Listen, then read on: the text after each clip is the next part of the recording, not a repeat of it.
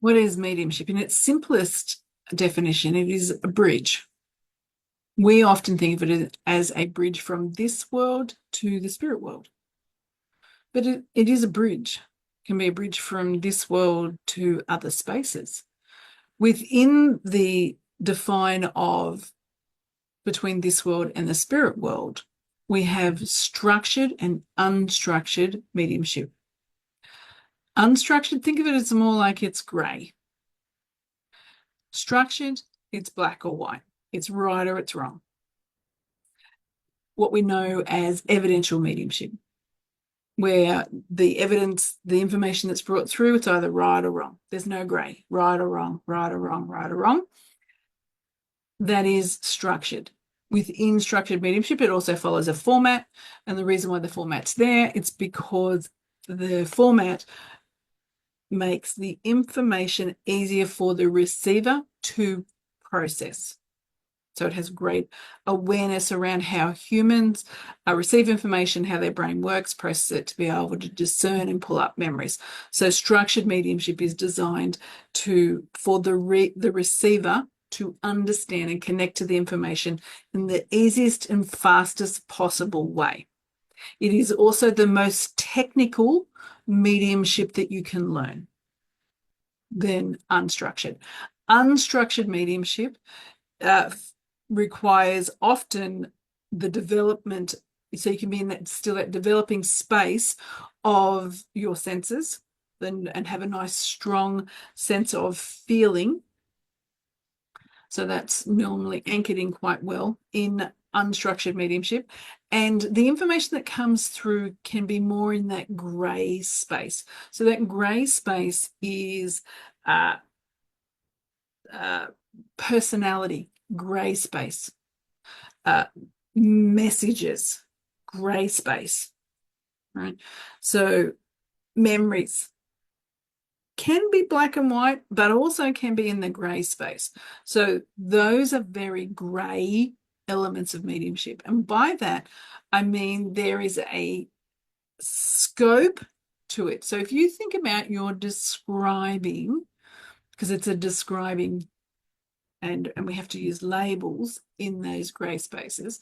So when you think about you're describing a personality, just pick someone you know, right? And think of all the words that you would use to describe that person. It doesn't have to be someone that's passed. Just think of the words, or even to describe yourself. What words would you use to describe your personality? Now, our personality is multifaceted. Think of it like a diamond, like all the facets of a diamond. Your personality is multifaceted, and you show parts of your personality to certain people and then other parts to other people. Very few of us show all of us to even one person. Potentially, we might show 90% of ourselves to those that are super close to us, and then others not that much. And if we think about how much of ourselves that we show to our parents or to our kids, like you're not going to potentially show all of you, the depth of you to them. And then consider, then if you pass the person, so say for example, parent, child, sibling, they will have known an aspect of you, not all of you. And so when we're coming through a mediumship, there is only elements that can come through to be verified. Now we're up to this interpretation by the reader of the vibrations that they receive. So that's why I say it's kind of grey, because there's so much to it. It's not right, or like it's not black and white. Like there's so much depending on what comes through. And in a personality space, when someone's describing personality, it's subjective. Personality is subjective, and it's based on the reader, how they would discern based on the filters that they have, which is their experiences, because personality is created through experiences. I could take you on a whole rabbit hole of how what your personality is made up of, why you've got the personality that you have, but I'll digress. So unstructured mediumship focuses on these grey elements. We might have an awareness. We might see a lady. Like we still might receive the information the same. Like we might see a lady and we might be able to describe what she looks like. And then we go into the personality and the message. So it's those grayer elements. Whereas structured mediumship, as I said, it's right or wrong. They either passed this way or they didn't. They either had, 4 toes on their left foot or they didn't. There's no gray in that. Right? They had a birthmark on their knee or they didn't. There was a scar under their eye or there wasn't. Like it's very black and white. Structured mediumship. Because you're ticking it off. The person receiving can clearly tick yes or no things off their memory. Right? Because memories are subjective. Whereas unstructured mediumship, that's why I call it grey compared to our black and white. It's because it runs with the personality, subjective, descriptive, like we label all kinds of people differently. And then it runs, memories are all stored differently based on how our brains, that no memory is accurate.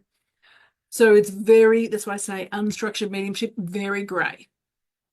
Very grey. And so if you are someone as a receiver of a reading and you need things very clear and concise, it's, black or white, otherwise you're not going to accept it. Unstructured reading's probably not the best thing for you. You really want evidential mediumship. And unstructured readings, less technical skills. So if you're in a learning space, they're a bit easier because there isn't the scrutiny that there is with evidential mediumship. When you can bring through, messages that land, personalities that are subjective and subject to the kind of language that the reader can bring through. So it's really interesting when we think about the different type of mediumships that are taught, the different type of mediumship that is experienced. So when I teach mediumship, I put both together because one is founded in English mediumship and the other one is founded in American mediumship, the structured and unstructured. I put them both together.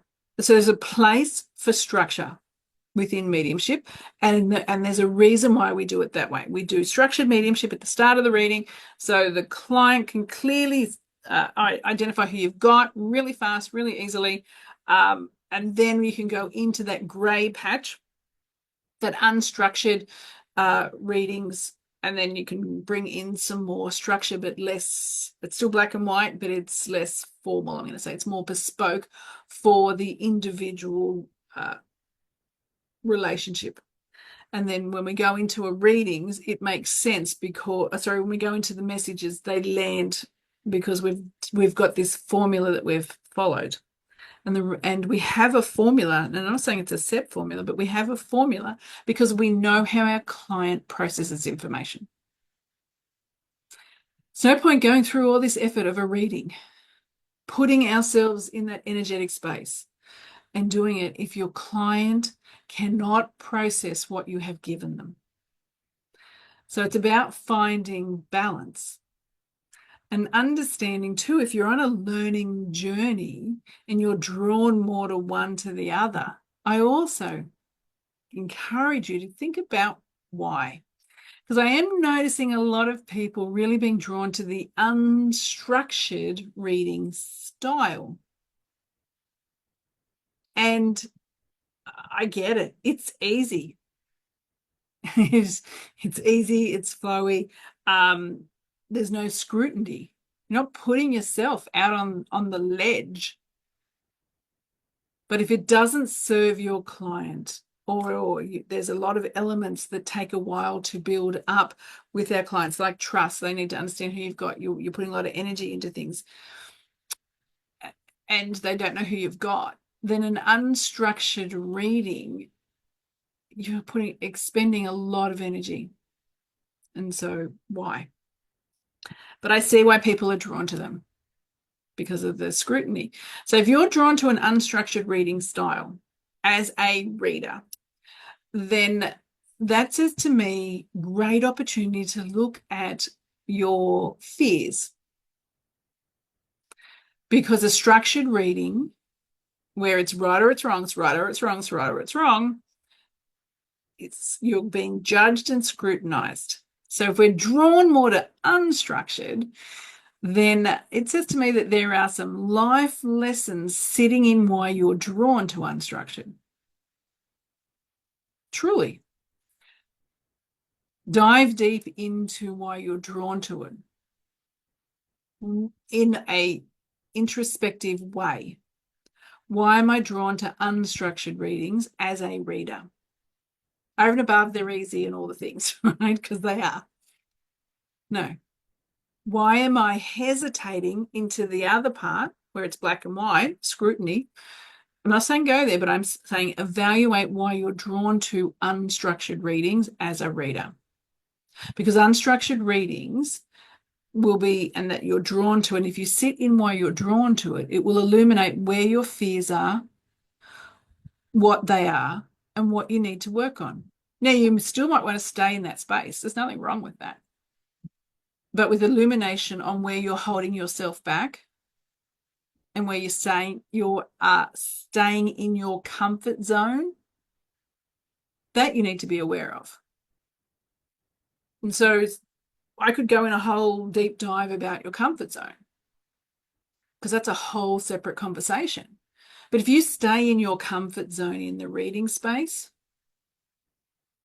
then you're not going to grow and your skills will top out. Personal growth on all the levels that occur have a direct correlation to skill growth.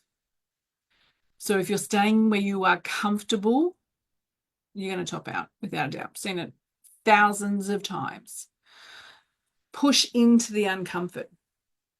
Even if it is only in, I need to understand why I'm holding myself back and not pushing over here into at least having a shot at structure, scrutiny. Because if you can do evidential mediumship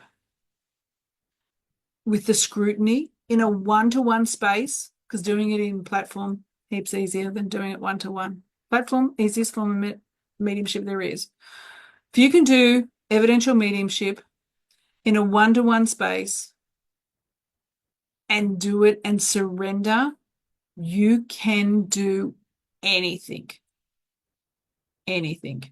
Because if you can do structured readings with exceptional evidence and surrender whilst being judged for an hour, and where the person looking at you, eyeballing you, ticking it off whether you're right or wrong, right or wrong, right or wrong, which is what happens.